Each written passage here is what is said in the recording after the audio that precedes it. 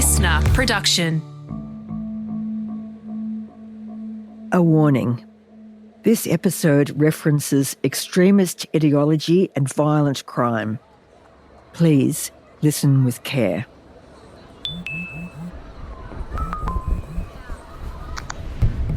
Aged just 13, Thomas Carrick was placed under covert surveillance by the Australian Federal Police and lured into online conversations with them, posing as fake ISIS operatives.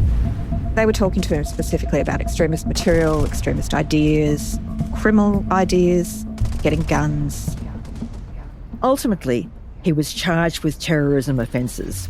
He's a neurodivergent young person who has an intellectual disability. He became quite fascinated with a lot of the information that he was presented. The most powerful intelligence agencies in the country knew that Thomas had a diagnosis of autism spectrum disorder and that he lived with an intellectual disability. Yet undercover operatives continued to engage with him in what a judge later described as grooming for terrorist activities. He was really struggling to find a place to fit in and belong. And because of that, he was then very susceptible to the ideas that he was presented. But was Thomas ever truly dangerous? Or simply a vulnerable boy lost in a make-believe world crafted by highly trained police? I've remained in contact with that family. They require ongoing support, really. What happened to Thomas and in fact happened to his whole family has really impacted them and will continue to do so for such a long period of time. In this episode, counter-terrorism expert Peta Lowe takes us inside the Thomas Carrick case and reveals what it tells us about the rising threat of youth radicalisation in Australia. My name's Liz Porter. I'm a journalist, true crime author and forensic science obsessive. I've spent my career uncovering how forensic science cracks the toughest cases, writing 3 books on the subject and earning a PhD in the history of the Victoria Police Forensic Science Lab. Join me as I sit down with the world's top forensic experts and discover how forensic science is convicting the guilty and exonerating the innocent. I had worked in New South Wales Youth Justice for a bit over 15 years and was in a role looking after statewide custody and police cells and court cells. And at the time, we had a number of young people charged with various terrorism offences in the state at the time.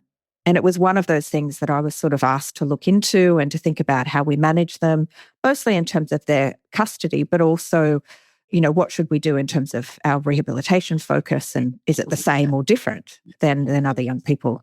Which led me into talking a lot with a range of different organisations and individuals internationally, and led me to do some formal studies. So I did a master's in terrorism and security studies, and eventually ended up in a Juvenile Justice New South Wales receiving some cabinet funding to develop a small team to specifically look at how we manage young people who are charged with these offences, but also what we might do to sort of support young people involved in the criminal justice system so that they don't end up following that same pathway. So it sort of evolved from being asked to have a look at the issue, and then I discovered that I really had a bit of a passion for it. It made sense to me, and it was something that I really wanted to be a part of, sort of supporting young people and all people really to understand the risks and also how dangerous it can be for themselves and everyone else to get involved in these sorts of ideologies. So it's now become, I guess, my passion job. I'm lucky enough it's taken me all around the world, and I've worked in some very wonderful contexts with some wonderful people. Is the aim of de-radicalisation to get individuals to change their beliefs or just to change their behaviour? Yeah, that's a great question. De-radicalisation itself is designed to change someone's beliefs. It's not necessarily the approach that many countries like Australia take. We are particularly interested in desistance from behaviours, harmful to themselves or others or the community.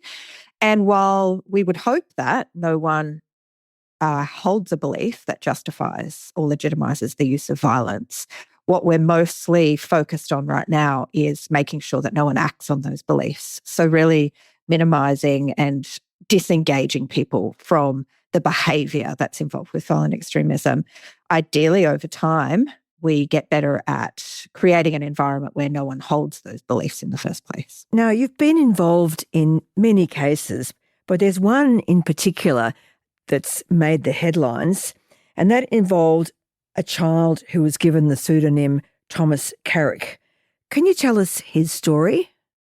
Yeah, certainly. I became involved with Thomas Carrick and his family back in around November of 2021. He had been charged in the October of that year with a couple of terrorism-related offences. One was membership of a terrorist organisation and another was advocating terrorism. So those are the sorts of charges that you might get if you pledge allegiance to a particular organisation, you're involved with other members of that organisation, and you're advocating terrorist acts or celebrating terrorist acts or suggesting anywhere that those acts are legitimate and worthwhile. And so he was charged for his online activities around statements that he made and things that he had said in an online capacity. And I was involved with Victoria Youth Justice to provide them some support to manage him. He was currently in the community on bail at the time, and they wanted to understand a little bit better his risk and his current circumstances and how they might support him and his family while he was on bail.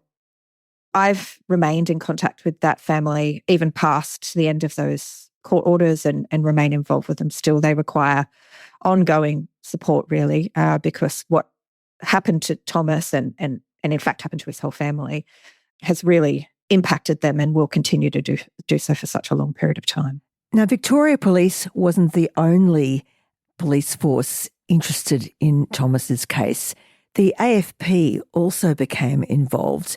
Can you tell us about that? Yeah, certainly. So in Australia, when matters are investigated of a terrorism nature, they are referred to in each state what's called the Joint Counter-Terrorism Team. And they are members of AFP and the state-based police service. And so they jointly run investigations and operations into any kind of terrorism-related matters. What's complicated in Thomas Carrick's case is he was actually referred to an engagement and support program. So a program that was meant to be engaging and intervening and supporting him. And what actually happened is, as a result of his engagement with that team and members of that team, members of the people who were meant to be providing him support, was an investigation was occurring parallel to that. So they were actually investigating him at the same time that they were meant to be intervening, and that was running across Victoria Police and their staff who were engaging with the family, and AFP staff who were also engaging with the family but investigating him as well, including some online undercover operatives who were engaging with him in an online space. And when you say engaging with him, what did that actually mean?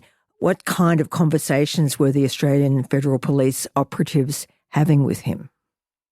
Yeah, they were talking to him specifically about extremist material, extremist ideas, what I would call criminal ideas, getting guns, being involved in different activities, what kinds of material he knew, who were the sorts of people that he was listening to, what were the sorts of narrative ideas, introducing him in some cases to some of those ideas, which he's a neurodivergent young person who has an intellectual disability. You know, he became quite fascinated with a lot of the information that he was presented.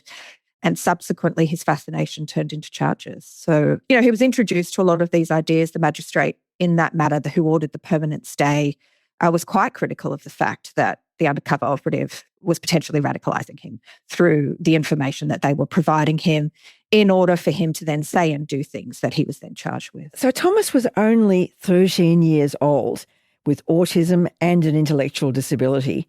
How do those factors affect how we should interpret his behaviour and his online activity?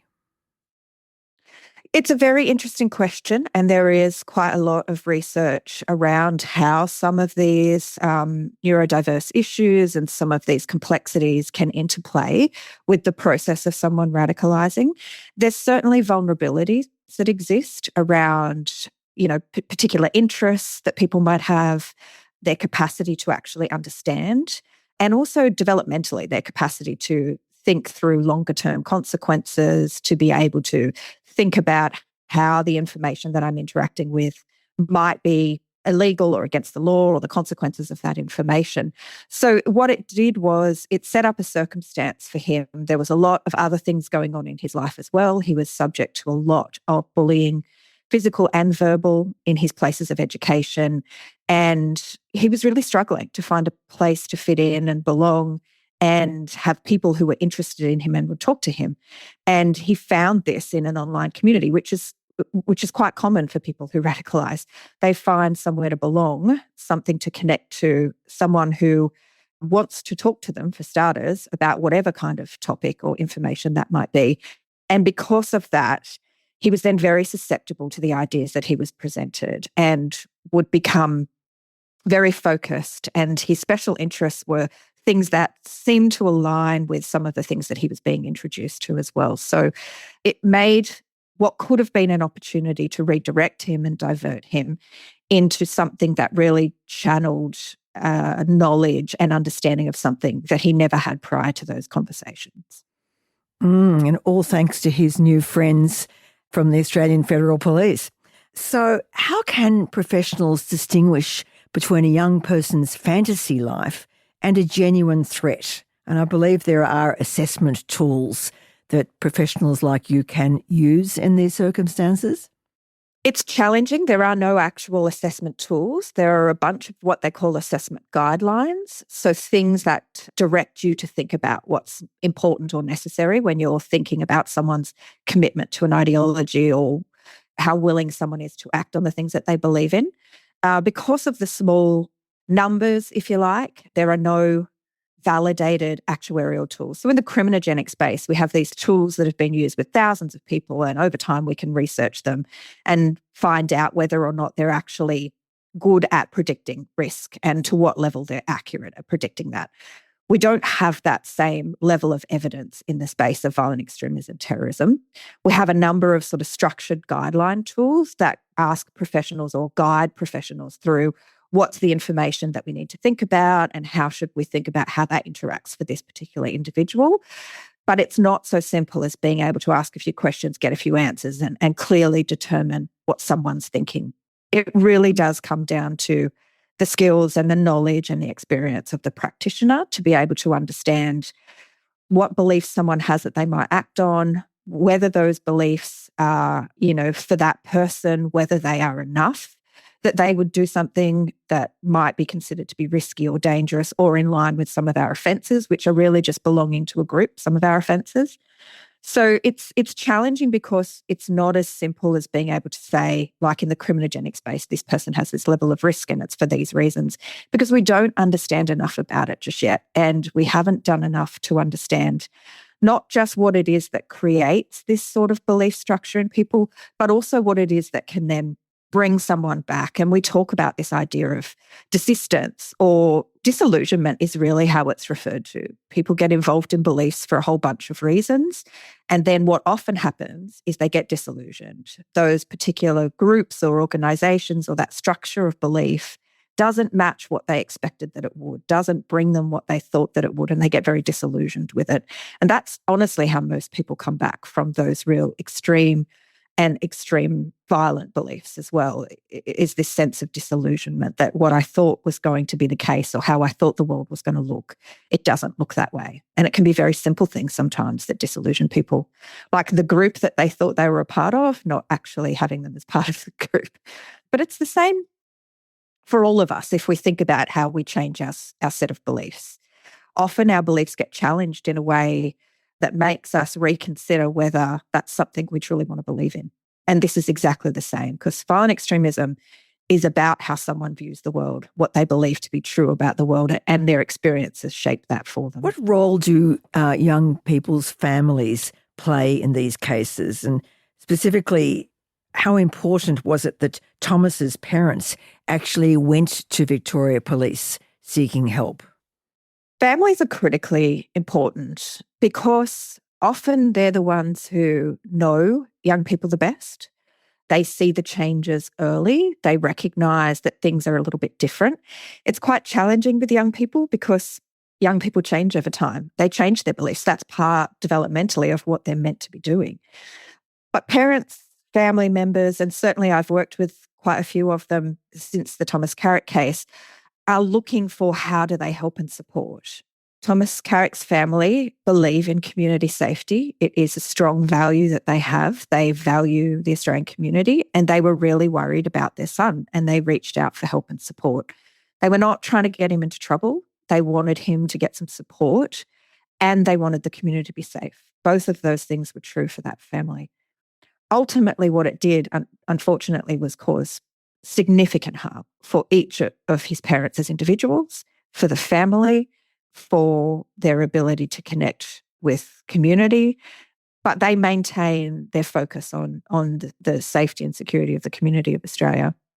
They just wish that we had been able to provide a better service to their son and their family in order to achieve that. And did the Victoria Police involvement inevitably lead to the involvement of the Australian Federal Police? Well, they were involved at the same time. So it wasn't like one happened and then the other. So when the parents contacted for support, the police received that, and the minute that it's related to a terrorism matter, it gets referred to the Joint Counter-Terrorism Team, which includes both Victoria Police and AFP. And they would have talked about it and ultimately at some point decided to engage this family in intervention. The Living Safe Together intervention program has been operating by the federal government now for some time, operates differently in different states, but it is around engagement. It is meant to be around engagement and intervention. There is meant to be deconfliction, which means anyone that's engaged for intervention is not meant to be subject to an investigation. There's meant to be a separation of those two things for this very reason.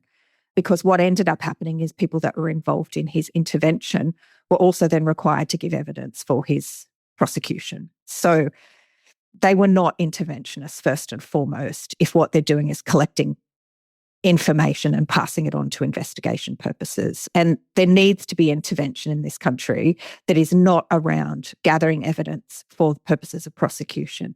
We absolutely need investigation and prosecution, but we need a separation between those two things. For this very reason, people need to be given an opportunity to engage in intervention without it resulting in investigation necessarily. Peta, do you think that this case is an illustration of the risk of confusing fixation or fantasy with genuine extremist intent? Yes, absolutely. It is a problem that we have, both in the way that some of our laws are constructed in this country, as well as the way that we view thoughts and beliefs versus actions, and whether we can separate those things. If we can't have conversations with young people about particular topics without possibly criminalising them because they're expressing something that we want to engage with them in, then we're actually just going to create more criminalised behaviour. So it is a problem for us that it's quite challenging. It can be very challenging to discern who might be saying things for a whole bunch of reasons and who might be meaning the things that they say. That is exactly the space we're in online anyway. Many, many people say things online that they don't mean, that they would never say in person, and that they would never act upon. So we do have to get a little bit more discerning around that, especially when we're engaging young people. I think it's fascinating that we're now having this debate around, not debate anymore, is it? We're now saying that we're going to protect young people because they can't make good decisions online in the social media space under 16. But yet in this country, we can still charge someone from the age of 10 for commenting something positive about a terrorist organisation in an online space. Those two things don't really sit together for me. We either need to protect children from this or we hold them responsible. And our Commonwealth's legislation, the age of criminal responsibility begins at 10. Delaying capax is up to 14. But it still means that at 10, if someone were saying particular things online around this in a terrorist kind of way, advocating terrorist activity, that they would be charged with these offences or could potentially be charged with these offences, even though we now take the view that children need to be protected and we need to restrict their access to social media under 16. So it is challenging, especially when you're thinking about young people and what the online space means for them, how they might feel like they fit in. I worked with a number of young people who were charged after the Wakeley stabbing incident for being part of an online group, interviewed them there was a lot going on in that group around this idea that they needed to appear as though they were being supportive of community members, of other members of their group. And this is where we find ourselves. Young people are engaging in these online spaces, but it's not necessarily representing who they are in their real life. Sometimes it may, and we have to get a bit clever at discerning the difference between those two. Now, we know that Victoria Police had set up this therapeutic intervention for Thomas. What did it involve? And do you believe it was working, leaving aside what was happening at the same time with the AFP? So it involved a range of people, taking him on activities, spending some time with him, an imam, a psychologist, people who were involved in helping him spend his time more productively, helping to talk to him about correct religious interpretation, and arguably supporting his family in how to put boundaries in place for him around online spaces, different topics, things like that. It's so challenging to think about whether this was actually helpful, because it's very hard to listen to the family talk about this engagement, understand what information was then gathered from those conversations and used, for me to say, was it ever actually given a chance to work? Was there real commitment to understanding how Thomas got in this position in the first place and working on the factors, his own vulnerability factors, that created an opportunity for him to really engage in this space? And, he was introduced to this whole topic because a kid at school who was picking on him and bullying him referred to him as Osama bin Laden. That's how he was actually introduced to this entire topic. So to think that, he didn't seek this information. This was something that was given to him by someone else, another kid.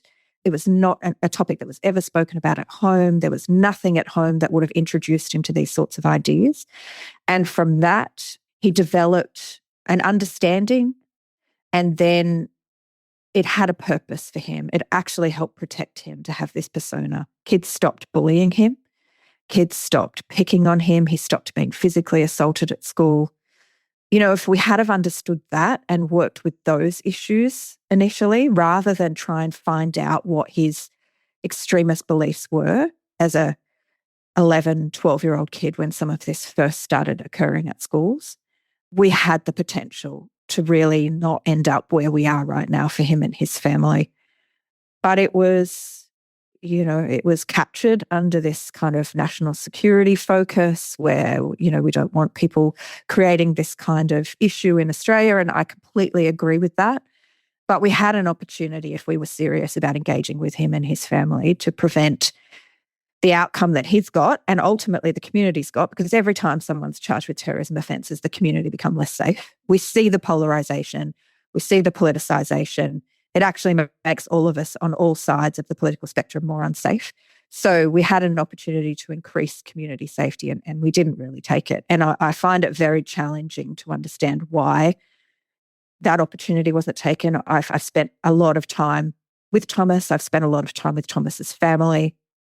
I've worked with very, very many challenging and difficult young people, and he would not even come close to the most difficult that I've ever worked with. And there are so many protective factors, so many strengths in that case, so many things that could have been done to support him.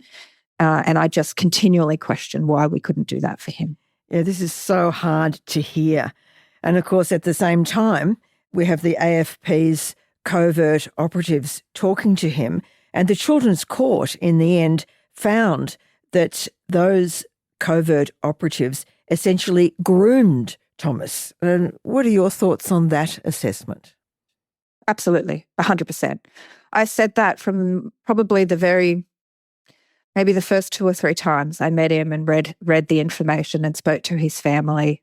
And this is where I say there was an opportunity to be really helpful. And unfortunately, what the system did was be unhelpful.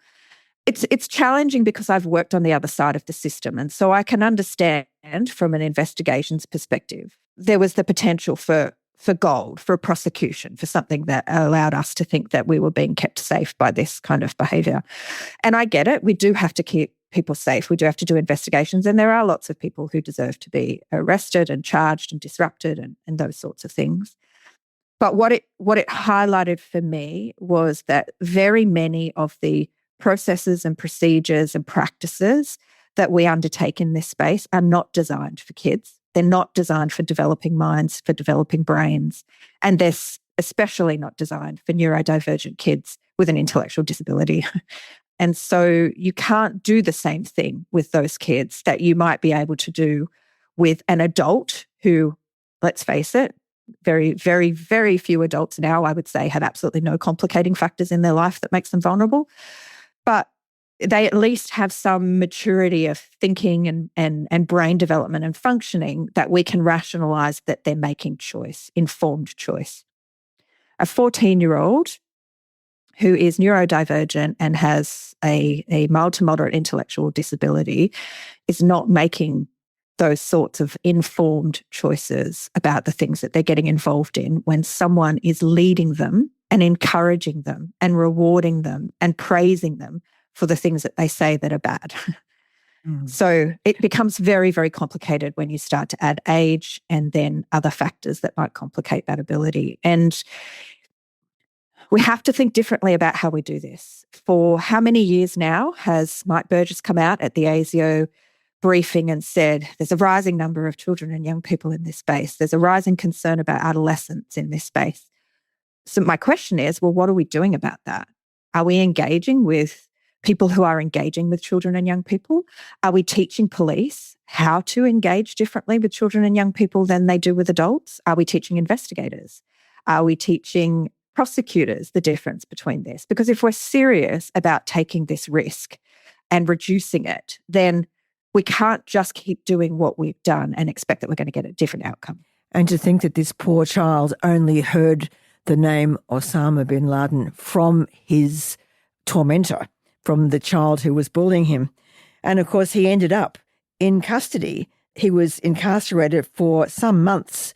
What was life like for him during that period? What was a typical day in his life? I guess typical to any young person in custody, there was routine and structure, but there was also a lot of influence and there was a lot of difficult sort of social context that he had to negotiate, as custody is. There's a lot of politics, there's a lot of having to understand social encounters and communication, and all these things can be quite challenging for any young person, let alone someone who doesn't really understand them and hasn't had positive experiences of same-age peers previously. So it was challenging for him. It was challenging for his family. There were parts of it that I would say he enjoyed. He quite liked the predictability and the structure, and there were parts of it that he didn't enjoy at all. Being away from his family, definitely, and not having choice about certain things. So, not having choice about where you go and having to have someone open doors for you and these things. And also really negotiating for him the multitude of personalities that you come across when you're in a youth justice facility. And when you don't really have a good grasp of those sort of social interactions anyway, that can be really confronting.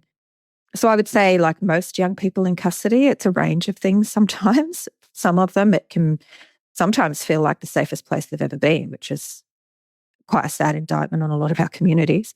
And for others, it can be very challenging about how they negotiate a lot of those things, following rules, especially if I'm someone who hasn't really followed rules before. And now I'm in an environment where there are just more rules and rules. So that can be quite challenging. So it was very difficult. There were times where he wanted to stay there and times where he wanted to go home. And I think that that's indicative of a lot of young people who end up in custody. There are some benefits and some challenges for them. And then obviously returning to the community was a challenge as well, because going back to his home and his life and the stress really that his parents have been under and his whole family have been under as a result. Now, you've spent a lot of time with Thomas and his family. What's Thomas like to spend one-on-one time with? Yeah, he's like so many of the young people that I work with. They are interesting. He's very polite, incredibly polite. He's quite thoughtful and he really does like to talk deeply about topics. He really does want to learn. He's quite inquisitive. He's quite, at times, sad about how things have ended up, and particularly the position that he's put his parents in, or he believes he's put his parents in, and the stress that he's caused to the family. But he's very open as well. He does talk quite openly about his frustrations about things, and he's very engaging. He's actually got quite a good sense of humour. So many of the kids that I work with just require that little bit of extra time to listen to and to get to know, and for them to get to know you as well. That's really important for Thomas. So how do we balance the need to keep the public safe against the rights and vulnerabilities of children like Thomas? I think we have to get better informed. I think we have to have a better conversation about what violent extremism is and how it happens and where it comes from. There's a lot of demonising, which I understand completely because the actions of terrorists are abhorrent. But I think we have to talk more about the fact that for some people, it's not actually about a strong belief in that particular ideology. It's about a bunch of other factors, like for Thomas, fitting in and having friends and feeling safe and being connected. It was not about any of those other things. It was an avenue or a vessel for him to feel as though people wanted to talk to him, to have that connection, to have people who cared, you know. And in that online space, those people were contacting him every day. They were asking him questions. They were sharing information with him. They were talking to him. They were praising him. This was not something he experienced in his social life outside of that. It was not something he experienced at school. So I think it's also talking about what is it that's appealing about this for people? What is it that draws some people into this? What is it that pushes some people into this? And how can we talk about that more? Because what we really want to do is stop those people from getting involved. If we can stop those people from getting involved, we reduce the kind of risk and the harm. We absolutely need to be mindful that there are people who hold beliefs that legitimise the use of violence. And we definitely need processes in place to do what, you know, our law enforcement agencies actually do very well, which is detect and disrupt. And in Australia, we have a lot of that. I've worked in Kenya, I've been in Iraq, I've worked in countries where they don't have the same rate of being able to detect and disrupt. So we're lucky for that here. But I think we also need to do a little bit more of the investing early on. And one of the things that a lot of those countries are doing, places like Iraq and Kenya, who realise that they just don't have the possible police or manpower to detect and disrupt every single person, is that they're putting a lot more investment in intervention, in diversion, in prevention, in advising and making the community aware of these things, in building this idea of belonging to a community and having people belong as well, so that the police are then only responsible for finding the people who are really about to cause harm. And the community is the one who are trying to make sure that people don't get to that point in the first place. Because the police can't do that. The police can't be doing everything across the spectrum here. So how can we empower people to understand a little bit more? How can we have the conversation? How can it be something that we can talk about so that we can build the awareness that sometimes people, good people, get into these kinds of things for all the wrong reasons? And what can we do about that? Because if we can do some of that work really well, then we don't end up with the large number that police have to be worried about at the other end. And they can focus on where the real risk and threat is coming from. But if we're not even going to talk about it, if it's not something that we're going to educate young people about, or that we're going to educate parents about, or schools or communities about, then it does become something that only police and law enforcement can do because they're the only ones who know about it. Mm-hmm. And that's a problem that's way too big for them to manage. And given all that, should we even be prosecuting children of this age under terrorism laws? Well, I mean, I think that's a bigger question. I don't think we should be prosecuting children as young as we prosecute them now because it's not helpful. I mean, evidence shows us that. I think we have to manage the risk, absolutely, and the potential that they cause harm. But I don't think that prosecution is the way to do that. I don't think prosecuting a 14-year-old for an offence that could see them indefinitely detained is the right way to go about managing that risk all the time. I think it should be reserved for those times where it is absolutely necessary for community safety. And I'm not sure that that's currently what's happening. I think anyone who meets the threshold for prosecution goes for prosecution, whether or not we could divert them or not. So I think we need to get clearer about where are we going to focus our intervention and diversion efforts, and where is the threat too much that we can't do that anymore. And I think that's something that I guess in this country we have to have much more of a conversation about, especially when it comes to young people. And, especially as we start to see the landscape of violent extremism shift as it does over time. When the laws were written, it was a very different context for violent extremism and terrorism. And we're shifting. We're seeing different ideologies emerge. We're seeing different recruitment strategies emerge. We're seeing the proliferation of content. And I say this to a lot of people when I talk about young people. It's easier to assume that a young person who has access to social media has seen extremist content than it is to assume they haven't. The likelihood is they've seen it. They've seen some level of extremist content at some point through some channels. And it's not hard to find. It gets shared a lot, so you don't even have to be actively looking for it. And yet we're not really having the conversation about what this is and how you can protect yourself or your friends from it. Last year, apparently every suspected terrorist incident in Australia did actually involve a young person. So does that mean that there is, in fact, a trend of younger people being involved in real episodes like this? Yeah. I mean, I think we've been seeing that now for around, got to be close to 10 years, of this idea of young people getting involved. And it's not surprising. Extremists are now engaging in places where young people hang out much more. So online space is directly targeting young people. We know, and I've spoken about this before, about the material that's being found in even what we would consider children's online platforms, like Roblox, for example, where extremist material is found and can be found, and it's being introduced to really young kids so that they have a knowledge of it before they've even reached adolescence. It's become something that's a bit normalised for them. And we know extremists are doing this because young people are great for recruitment. They're at a stage where they're developing their beliefs about the way the world works anyway. So it's nice to offer them a narrative about that. Much easier to offer someone something new than it is to change someone's mind once they've already formed it. So young people are great for getting involved in those kinds of ideologies because they're forming their own. And, they might accept something, especially in an online capacity where it's very difficult to be challenged about that. So if you're having a conversation with a person in real life, let's say, and they say something, you might challenge them around it. But in an online forum, people aren't there to challenge you. They're just there to support that view over and over again. So you get this really skewed perception. I remember working with a young man in Victoria.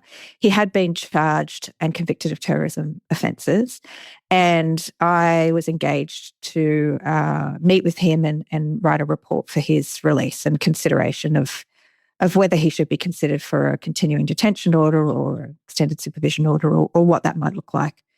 And so we were talking a lot about how he became involved and his experience of information online and the online space for sharing extremist narrative. But he used this analogy, and it's always stuck with me. He said, back in the day when libraries were the only place you could learn something, you'd go into the library and you might be looking for a book on mushrooms.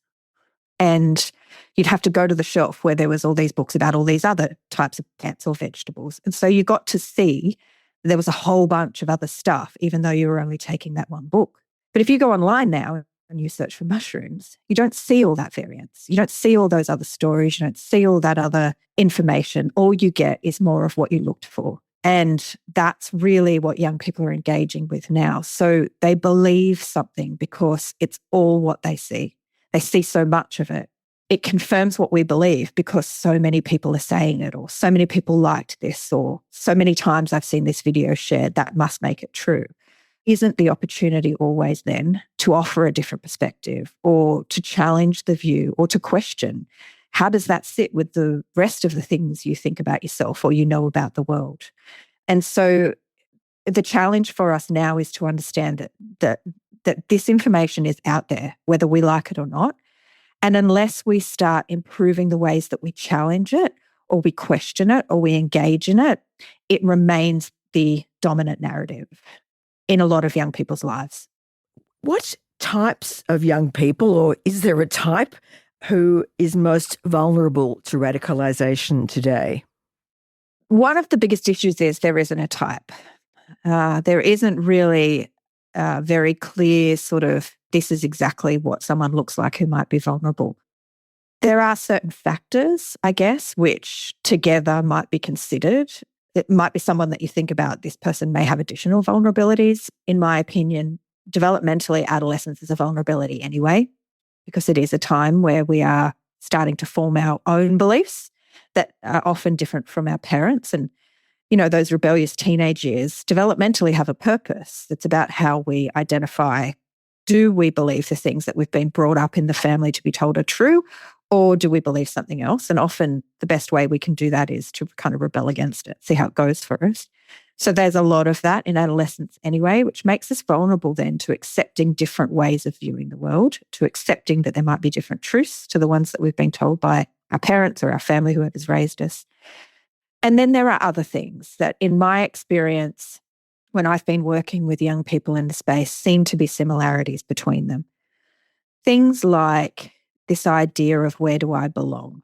So if I don't feel like I belong in the community that I'm in the school that I'm in the group of people that I'm hanging out with, if I don't feel accepted, if I feel as though I'm being judged, then I'm very vulnerable to someone who will just accept me, not judge me, give me that sense of belonging. Because ultimately, we all want to belong. Belonging makes us feel safe. And so that is one of the things that I found, especially with a lot of the young people. They've questioned, where do I belong? Where do I fit in? No one seems to really understand me. These are very common things that we talk about that have made them vulnerable. And then extremist groups are great at giving a narrative of certainty. I spoke about this a lot during COVID, which, you know, that time worried me a lot for young people in the online space because the world was very uncertain. And humans don't like uncertainty. It's not our best operating condition. And extremists are great at offering certainty. We are right, they are wrong. We are good, they are bad. It's certain. There's a certainty in that, which if I'm looking for somewhere to go where I want to understand how I fit in, and as long as I do those things, I fit in and I'm accepted and I belong and I'm part of it, the certainty that extremists offer can be very appealing to people who feel like they don't belong anywhere else and they're very uncertain about their place in the world. And then young people are trying to figure out, and, you know, young people are great change agents. You know, they are the people who want to make the change. And so extremist groups can also offer a sense of significance. And I've worked with some young people who have particularly been involved with extremist organisations because it has given them this idea that I'll be significant. What I do will matter. And so in the wrong direction, channeling some of that can be a commitment to an extremist ideology as opposed to commitment to some other way that I might be considered significant. And I think about it in the online space as well. There's such a draw and I don't know, I don't understand it myself, but I understand that it impacts people greatly, this idea of being liked or being followed or, you know, influencers. I'm still not sure who they influence. I know they influence people, but I find it so challenging to think that that this term of influencers even exists. But it's very drawing, it's very compelling and pulling for people who, in spite of all of the things that are happening, find a place where they can be powerful, I guess, and not in a bad way, but just in a way that I can feel like I matter, like I'm making a difference. And so I would say people who spend a lot of time online are very susceptible to that pull. We know that about young people, which is why we're now trying to protect them from it. The more time they spend online, the more susceptible they are to the messages, but also the more that they become addicted to this sense of significance and the more that their brain is wired for these kind of very quick, fast dopamine hits. I've said for a long time, and a lot of the people that I've worked with sort of talk about this idea that if young people are detaching from the real world and engaging more in the online space, they're particularly vulnerable. Now, whether that's vulnerable for violent extremism, whether it's vulnerable for mental health issues, whether it's vulnerable for engagement in other riskful and harmful behaviours, they're vulnerable because it's those connections in our real life that sort of are able to challenge, monitor, and to some extent mitigate some of the pull that the online spaces have. It kind of grounds us in a bit of sense of reality to remain in the real world in some respects. And I use those terms as an older person because, my children, they say this to me all the time, online space is the real world. And they're right, for them it is. But it's also a space where you can avoid that sort of reality check, if you like. There are plenty of places you can go where that becomes your reality. So I think those are the sorts of things that I look at when I'm talking to someone. It's like, do they have this sense of who they are? Do they have a sense that they fit in somewhere, that people care about them somewhere, that they belong somewhere, that they have some level of significance, even if it's just that they're the most important person in someone else's life?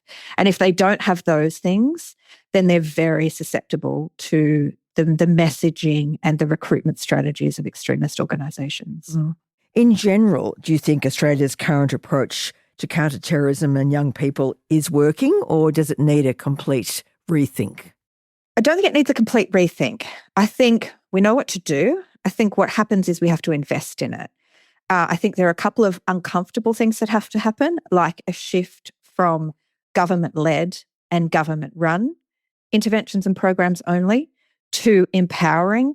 In the work I do overseas, a lot of it's civil society organisations, community-led organisations. I mean, we have so many fantastic community-led organisations in this country who are already engaging with populations, who are already trusted.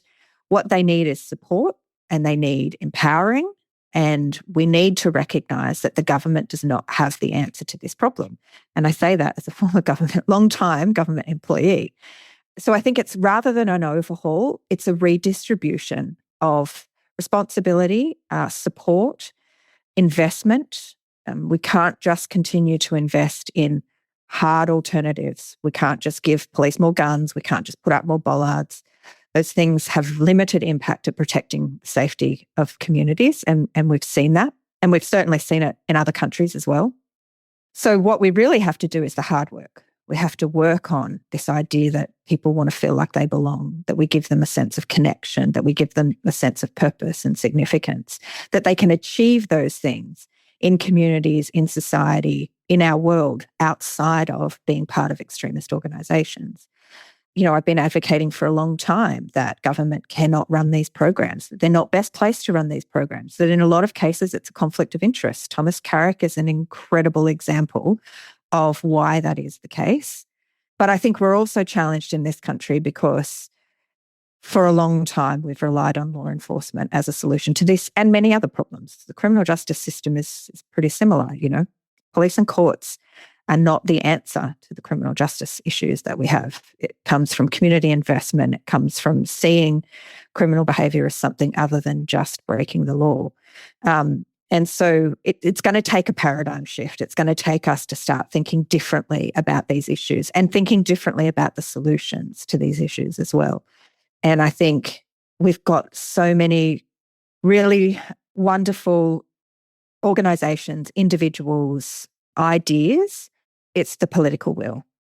And while ever both sides of politics continue to run on a tough on crime, tough on, agenda, we're going to continue to see the issues that we're seeing. It's not just going to magically get better. And it's certainly not going to magically get better the more societies are being fractured. So unless we can start to bring people back together again and start really focusing on our similarities rather than our differences, it's going to be some time before we actually start to see a real shift in where some of these issues are coming from. And do you think ideally police should never have been involved with Thomas?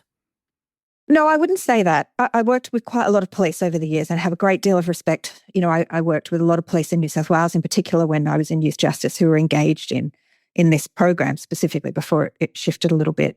I believe they have a role, but I also think they need to know what that role is. Absolutely, they are in charge of community safety and police should be involved at any point that there's threat.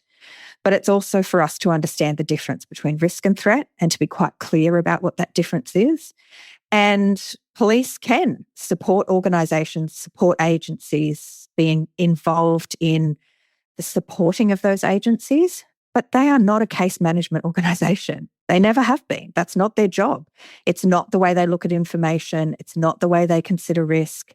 So for them to be involved in intervention is well outside of the way that they view their role and well outside of the way that community views their role. Then it's not for them to get involved in case management. It's for them to arrest, investigate, detain, those sorts of things.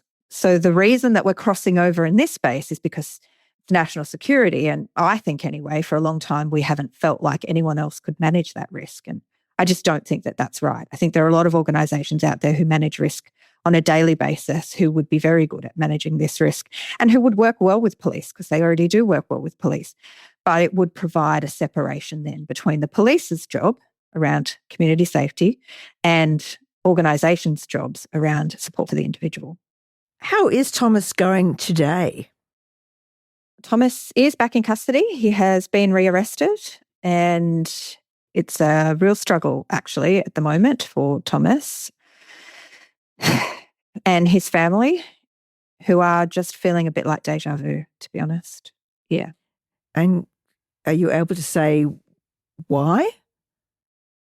He was arrested on similar charges for, the matters are still obviously in investigation. He's on remand right now. But yeah, it'll be very, thankfully he was arrested before he turned 18. There's been a lot in the media recently also about far-right extremism. Are there differences in people radicalised by far-right ideology as compared to people radicalised by radical Islamist ideology?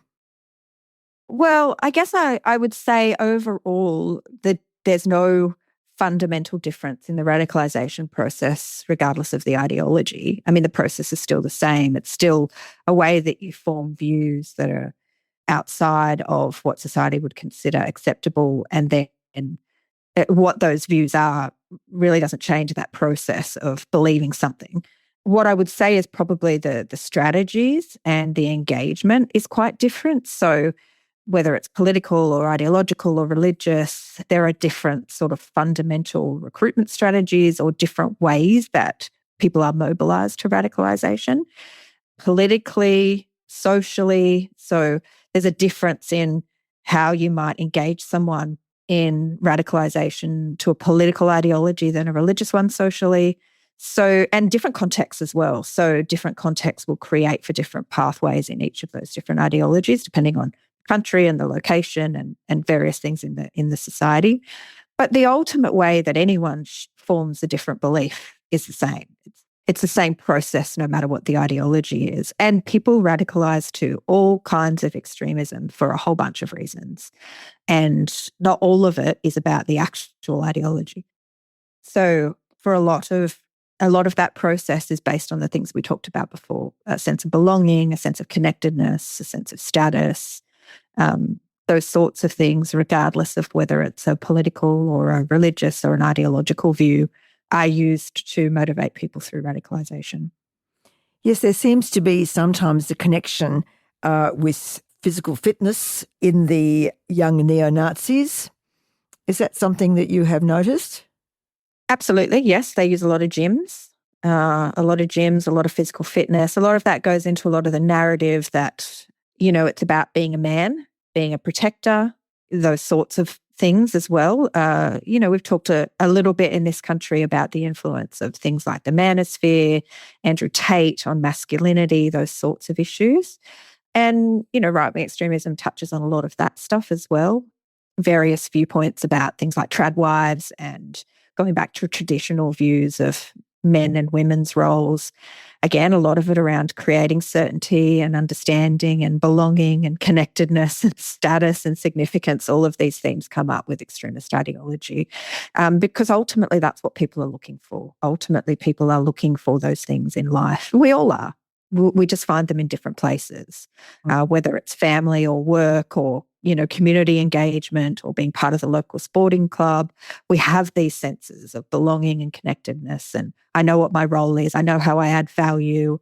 I know what people value about me, those sorts of things. So yes, there is a lot more focus on a lot of that in a lot of the neo-Nazi far-right kind of ideology because it leans itself to traditionalism to this sense of gender roles, but also protectionism, masculinity, those sorts of things. Is there any evidence that the war in Gaza is having any effect on the recruitment of young neo-Nazis, or is that an intellectual approach, and whereas this is really, we're talking about something that's more deeply psychological? So I guess my answer to this, just to sort of think about it from the perspective of how and why does someone radicalise, is the war on Gaza has created these real black and whites, rights and wrongs, goods and bads. This is an environment where extremism flourishes because they like these kind of real polars. When you take the grey out of something, but maybe sometimes those sorts of areas where you have to start to think about individual experiences or different varying degrees of values and beliefs, that's when you start to get this, any environment can be made supportive of extremist radicalisation if it's binary. If there's two positions and they're opposite each other and one's right and one's wrong. And that's certainly what we've seen around the narrative around what's happening in that part of the world. And it's not just Gaza, but Iran, these kinds of areas. I've spent a bit of time in Ukraine over the last 12 months. There's also a lot of narrative around that, which is very binary. So whenever we start to look at this black and white is when we start to have topics, circumstances, experiences which can be used as a narrative to radicalise people. That makes absolute sense. Oh, thank you so much, Peta. It's been an absolute brain revolution listening to you today. Thank you so much. Thank you so much for the time. I really enjoy the opportunity to talk about this at a nice deep level as well, and sort of unpick it a little bit for people, because otherwise it can be quite superficial, which I don't think helps people understand. So thank you for the wonderful questions. That's it for this episode of Crime Insiders Forensics. If you want to go deeper into the world of radicalisation, Peta also appears in the podcast Secrets We Keep, Lone Actor. In that series, she helps investigative journalist Joey Watson retrace the steps of the Christchurch terrorist, uncovering how an Australian man became one of the world's deadliest extremists. You'll find the link in our show notes.